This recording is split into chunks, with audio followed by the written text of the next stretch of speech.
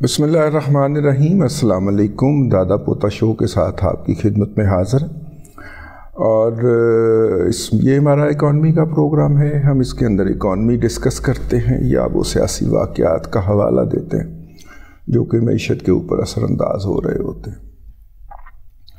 اس وقت کی سب سے اہم خبر یہ ہے کہ IMF کے ایگزیکٹو بورڈ کا اجلاس جو ہے وہ منعقد ہونے لگا ہے 11 جنوری کو، اور اس کا ایجنڈا جاری ہو گیا ہے۔ اس ایجنڈے کے اوپر پاکستان کے لیے جو IMF کی اگلی قسط ہے اس کے اجراء کا جو ایجنڈا ہے وہ بھی رکھا گیا ہے۔ فارمیلٹی ہوگی، اپروول اس لیول پہ آتا ہی تب ہے جب اس کی اپروول دینی ہو، تو جو اپروول دینی ہے تو اس لیول پہ آیا جا چکا ہے یا لایا جا چکا ہے، ٹھیک ہے۔ اچھا جی، ایک تو یہ ہو گیا، تو اس کو لے کے سٹاک مارکیٹ فوری طور پہ چڑھ دوڑی، اور دوسری خبر اس میں یہ تھی کہ 414 ارب روپے جو ہیں وہ آئل اینڈ گیس سیکٹر کی کمپنیوں کو عطا ہونے جا رہے ہیں۔ ان کے جو باقیات تھے اس میں پھر آپ نے دیکھا کہ PPL، OGDCL، سوئی صدرن وغیرہ، سوئی ناردرن وغیرہ سارے اچھل کے لگ رہے تھے، نتیجے کے اندر 2210 پوائنٹ مارکیٹ کے اندر پڑ گئے۔ میرا خیال یہ ہے کہ یہ بھی مارکیٹ کے اندر جو ہے وہ تھوڑی سی عارضی سی صورتحال لگتی ہے۔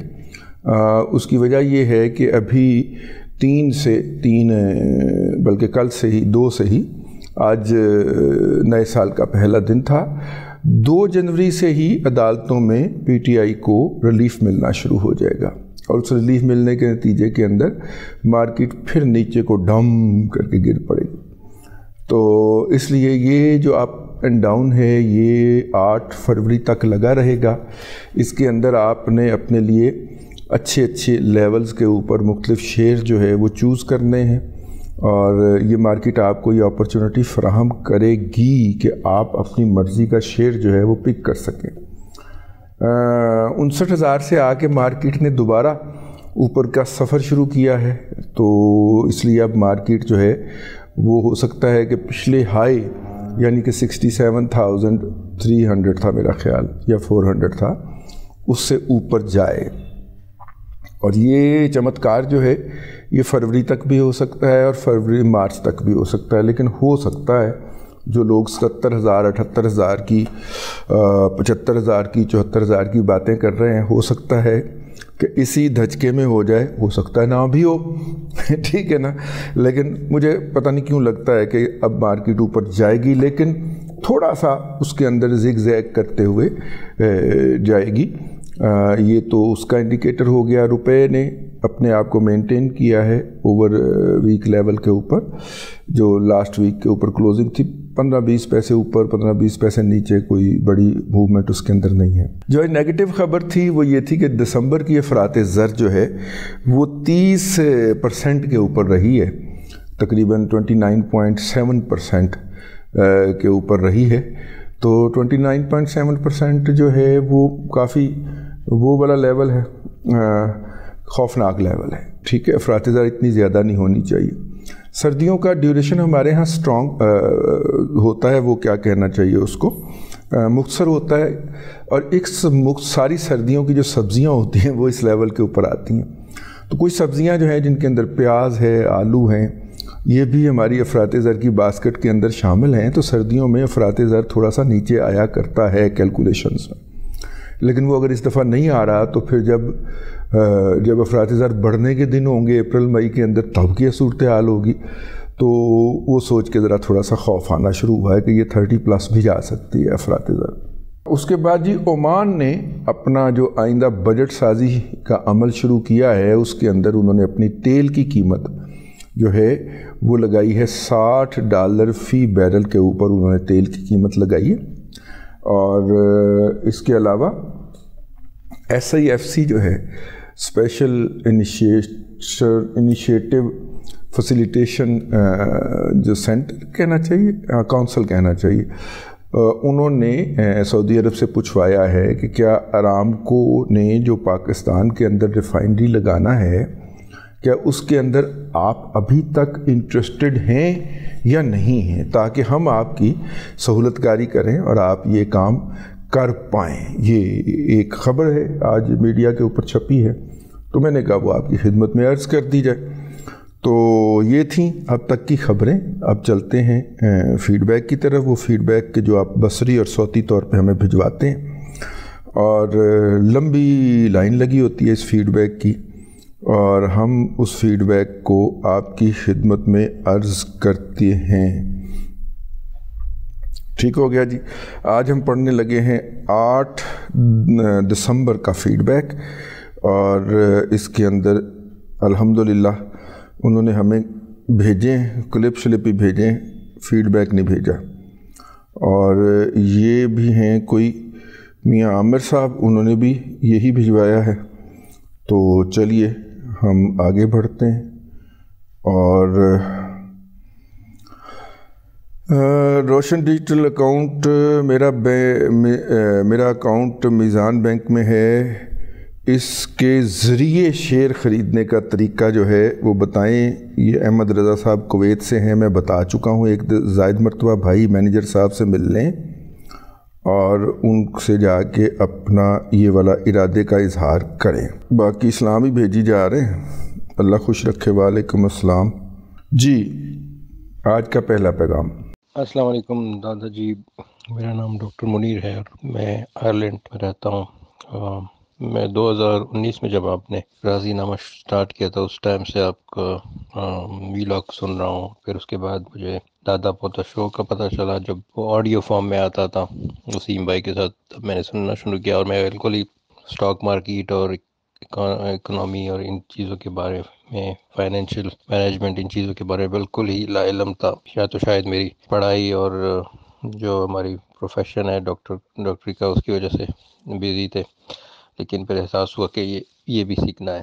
تو ابھی ہم نے انویسٹمنٹ شروع کی، جیسے ہی ہم آپ کو پروگرام سنتے تھے تو آپ انویسٹمنٹ بھی شروع کی۔ تو ابھی اللہ کا شکر ہے کہ تھوڑا بہت ہمیں اس کا علم ہوا ہے، اور ابھی بھی سیکھنے کے لیے بہت کچھ ہے اس میں، لیکن ہم سیکھ رہے ہیں ابھی بھی۔ اور جیسے ہی اسٹاک مارکیٹ چڑھی ہے تو ہمارے بھی تھوڑے شیئرز کے پرائسز بڑھنا شروع ہو گئے۔ تو میں آپ سے یہ پوچھنا چاہ رہا تھا کہ اس کو ابھی کتنے ہائی پہ اس کو جانا ہے، اور کب ہم اس کو ایگزٹ ماریں، اور پھر جب یہ نیچے آئے تو پھر اس کو دوبارہ لیں، یا ہم اس کو بس ہولڈ کرتے رہیں اور جمع کرتے رہیں 5-10 سالوں کے لیے اور اس کے ڈیویڈنڈ بھی لیتے رہیں۔ تو آپ کیا اس بارے میں ہمیں مشورہ دیں گے؟ Thank you. دیکھیے، یہ آپ کی زندگی کی ترجیح ہونی چاہیے کہ آپ نے اسٹاک مارکیٹ کو کس طرح کرنا ہے۔ آپ پیشے کے اعتبار سے اگر ڈاکٹر ہیں تو آپ کے پاس اتنا ٹائم نہیں ہوگا کہ روزانہ آپ 4-5-6 گھنٹے جو ہے وہ مارکیٹ واچ کرنے میں اور یہ چیزیں سیکھنے میں لگائیں۔ تو میرا یہی خیال ہوگا کہ لانگ ٹرم کے لیے ہی آپ اپنے آپ کو پلان کریں۔ اور اس وقت ماشاءاللہ اگر آپ دیکھ رہے ہوں تو مارکیٹ جو ہے وہ اوپر جا رہی ہے۔ میں نے ابھی پچھلے فیڈ بیک میں بھی عرض کر دیا ہے کہ جو بڑے بڑے ریسرچ کے اس کے اوپر ریسرچ کر رہے ہیں، بروکریج ہاؤس جو ہوتے ہیں جو ریسرچ کرتے ہیں، کوئی 74,000 کی بات کر رہا ہے، کوئی 78,000 کی بات کر رہا ہے، اور جو بڑے اس کے بارے میں اگریسو ہوتے ہیں، بولش ہوتے ہیں مارکیٹ کے بارے میں، جیسے AKD بھائی ہمیشہ بلش ہوتے ہیں، تو وہ تو 90 اور 1 لاکھ کی بھی بات کر رہے ہیں۔ تو اگر 65,000 کی مارکیٹ کے اندر آپ کے اثاثے جو ہیں وہ ڈبل ہوئے ہیں، اور مارکیٹ اٹھی ہے تقریباً آپ کہہ لیں 46,000 سے، اور چلیں آپ 40 کر لیں، تو 40 سے اٹھ کے اگر 65 تک جانے میں آپ کے اثاثوں کے اندر خاطر خواہ اضافہ ہو گیا، ہم کہتے ہیں 50% اضافہ ہو گیا، تو یہ 70,000 تک جاتے جاتے 78,000 تک یا 75,000 تک جاتے جاتے یہ ڈبل بھی ہو سکتا ہے۔ اور یہ کوئی زیادہ دور کی بات نہیں میں کر رہا، یہ اگلے جون سے پہلے ہو جانا۔ تو اتنے کم وقت کے اندر اثاثے بڑھ جانا کوئی بڑی بات، کوئی معمولی بات نہیں ہے، لیکن سٹاک مارکیٹ میں یہ بڑی بات بھی نہیں ہے۔ تو اب آپ اپنا پرسنل دیکھیں کہ آپ نے اسے ایک انویسٹمنٹ آپشن کے طور پہ، انسٹرومنٹ کے طور پہ رکھنا ہے، یا آپ نے اس میں ٹریڈنگ کرنی ہے۔ لیکن آپ کی جو ورکنگ ہے وہ ٹریڈنگ کی اجازت نہیں دیتی، یہ خریدا وہ بیچا، وہ بیچا وہ خریدا، یہ اجازت نہیں دیتی۔ لانگ ٹرم لیں، ڈیویڈنڈ والا جس میں کیپٹل گین بھی آنا ہو، آپ کو اچھے وقت کے اندر انٹری مل گئی ہے، ان کو ہولڈ رکھیں، ان کے رائٹ آئیں اس کو سنبھالیں، رائٹ بھریں، اپنے نمبر آف شیئرز بڑھائیں۔ اور یہ جا کے تقریباً 2028 میں اس نے بہت مطلب کہ 28 تو بہت دور کی بات ہے، میرا خیال ہے 25-26 میں ہی اس نے جو لیول ہوگا وہ پیک کر جانا ہے، تب آپ بیچنے کی سوچئے گا، ایگزٹ لینے کی۔ لیکن پھر آپ کی انٹری جو ہے نا وہ اگلے 4-5 سال تک نہیں آئے گی، انٹری کا لیول نا۔ تو یہ بس یہ بیچتے ہوئے یہ سوچ لیجئے گا۔ اگلا پیغام ہے جی، اور یہ جی ہے محمود صاحب کا، اور یہ میرا خیال پاکستان کے باہر سے ہے۔ انہوں نے کہا ہے جی ایویشن کنسلٹنٹ ہیں، 20 سالہ تجربہ ہے، ان کے پاس سیونگ بھی اچھی ہیں، کیش میں بھی اور پراپرٹی میں بھی، اور میں P H D program join کر رہا ہوں مارچ 24 میں ملائیشیا میں، اور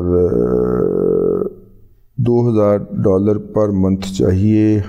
اگر میں 30 ملین کا مطلب ہو گیا 3 کروڑ روپیہ اگر میں انویسٹ کر دوں، ہاں اسٹاک مارکیٹ کے اندر جو ایٹ این ایوریج گین ہے جی وہ 20% ہوتا ہے۔ اب تو خیر 22% انٹرسٹ ریٹ ہے، لیکن یہ کہا جا رہا ہے کہ جیسے ہی اسٹاک مارکیٹ جیسے ہی نئی حکومت آئے گی تو وہ انٹرسٹ ریٹ میں سے 7-8% کٹ کرے گی، یعنی کہ انٹرسٹ ریٹ 14-15% پہ لے آئے گی۔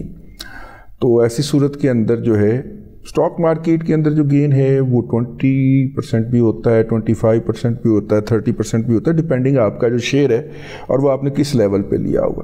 اگر آپ نے اچھا پورٹ فولیو بلڈ اپ کر لیا ہے نا جی، تو اس کے بعد آپ کو اتنا اینول گین ملتا رہتا ہے جس سے آپ کا جو سلسلہ آپ نے بتایا ہے گھر کا وہ چلتا رہے گا۔ تو زیادہ مناسب ہے کہ اچھے شیئر چن لیے جائیں، اور جو ہے وہ جو ریگولر ڈیویڈنڈ دیتے ہوں، اس کے اندر اینگرو کے شیئرز ہیں، فوجی کے شیئرز ہیں، یہ طبع گروپ والے جو ہیں کیا نام ہے ان کا، وہ یار یہ جنہوں نے گاڑی بھی لانچ کی ہے، ہاں یہ والے سیمنٹ ان کا ہے مین، اس کے شیئرز ہیں، اور بھی بڑے سارے شیئرز بنائے، ایک پورٹ فولیو بنایا جا سکتا ہے، اور اتنی رقم سے آپ کو بڑے آرام سے $2,000 پر منتھ کی انکم ہو جانی چاہیے۔ ملے گی یہ کوارٹرلی ہی یا ہاف ایئرلی یا ایئرلی بنیاد کے اوپر، لیکن اتنے کے پیسے نکل آئیں گے۔ ہاں دادا جی، آپ نے اپنے ایک پروگرام میں کہا تھا کہ ہم نے واٹس ایپ گروپ جو ہے وہ بنایا ہے، تو کائنڈلی یہ میں آپ کو وائس میسیج کر رہا ہوں، تو نمبر بھی اسی پہ دوبارہ بھیج رہا ہوں آپ کو، تو اس کو ذرا اس میں ایڈ کر لیجیے گا۔ تھینک یو، بہت بہت شکریہ آپ کا۔ یار وہ مجھے خود نہیں سمجھ آ رہا ہے کہ کیسے بنایا ہے، تو میں سمجھ کے آپ کو پھر بتاتا ہوں۔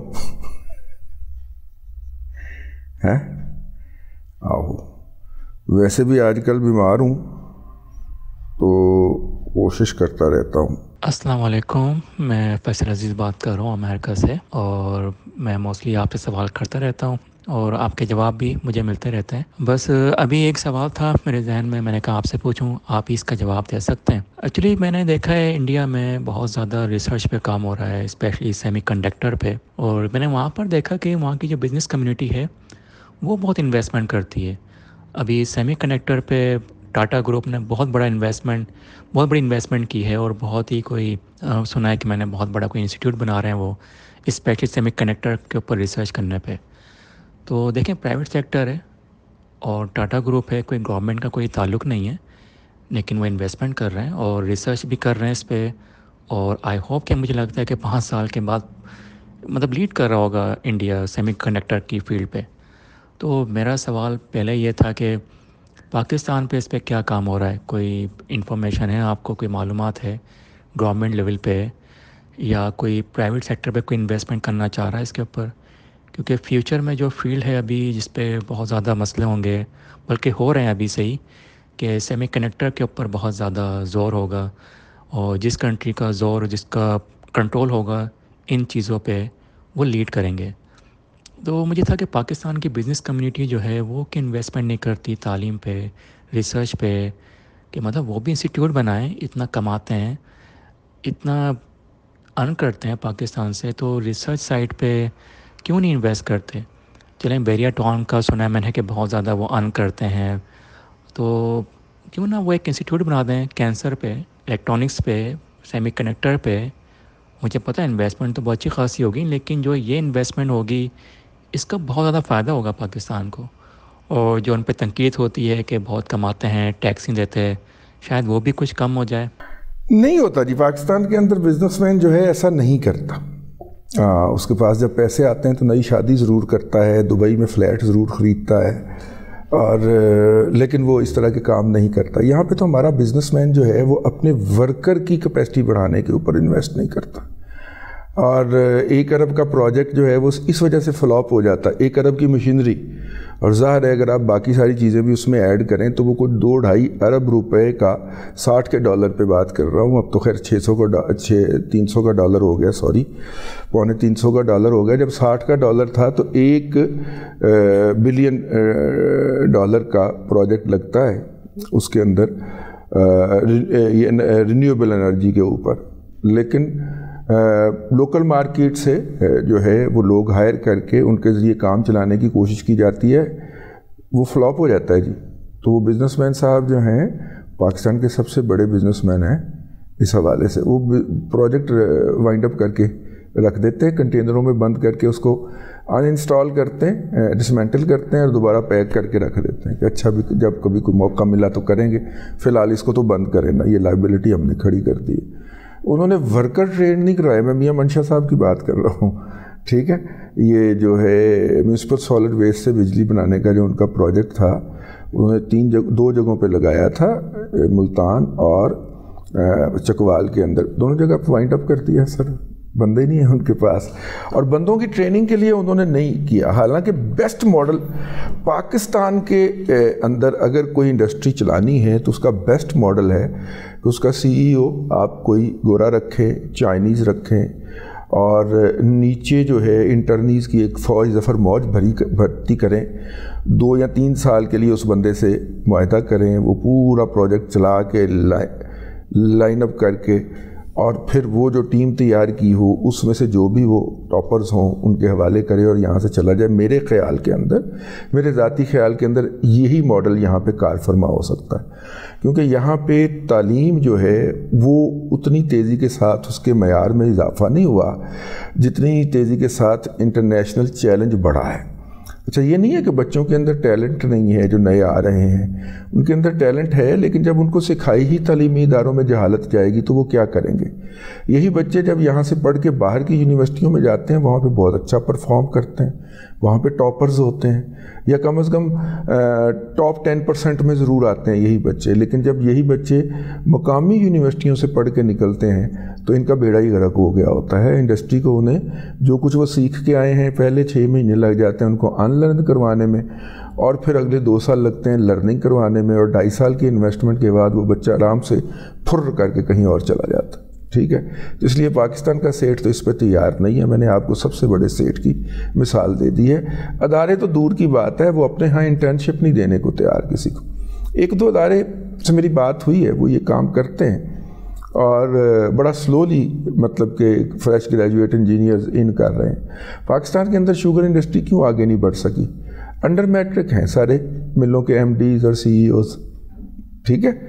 جو جتنا کسان کا ایکسپلائٹ کر سکتا ہے، جو گنے پہ زیادہ کٹ لگا سکتا ہے، جو کسان کی ایسی تیسی بھیج سکتا ہے، اسے MD لگا دیتے ہیں مل کا، اور آپ دیکھ لیں یہی ملیں جو ہیں یہ پاکستان کی اکانومی کے ریوائیول کا سبب بن سکتی ہیں اتنے کنس کے اندر سے۔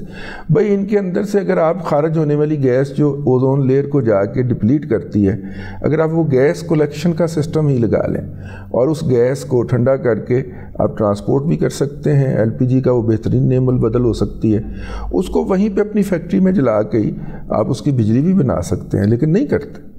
ان کو اتنا ہی بڑا ہے جتنا انہیں مل جاتا ہے۔ ادھر سے 20% کسان کی چوری کی، ادھر سے 18% ٹیکس چوری کیا، تو 38% پروفٹ تو سیدھا سیدھا یہیں پہ آ گیا، ٹھیک ہے نا۔ اور میرا مطلب ہے کہ اس کے بعد پھر مارکیٹ کے اندر مینوورنگ کی اور 100 تقریباً کوئی 35-40% پروفٹ ادھر سے بڑھا لیا تو 70% پروفٹ آپ کو مل جاتا ہے ہر سال.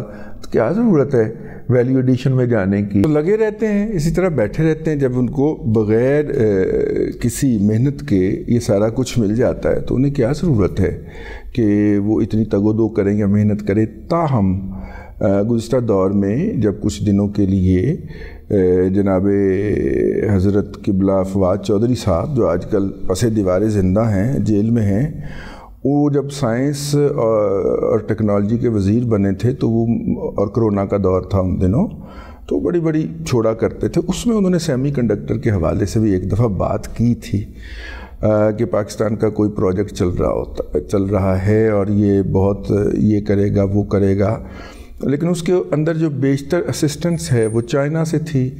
اب چائنا جو ہے وہ سیمی کنڈکٹر کا مینوفیکچرر تو ہے، لیکن امریکہ اور یورپ کی مارکیٹ کے اندر اس کے داخلے کے اوپر پابندی ہے.